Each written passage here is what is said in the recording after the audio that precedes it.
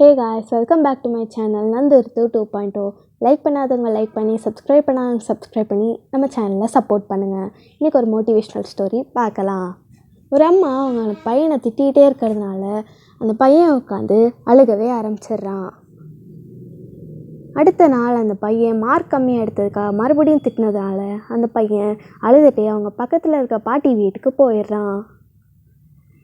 அந்த பாட்டி அவனுக்கு கொஞ்சி விளையாட்டு காமிச்சு சமாதானப்படுத்தினதுக்கப்புறம் என்னாச்சுன்னு கேட்டபோது தான் சொன்னான், என் பேரண்ட்ஸ் இப்படி என்னை திட்டிகிட்டே இருக்காங்கன்னு.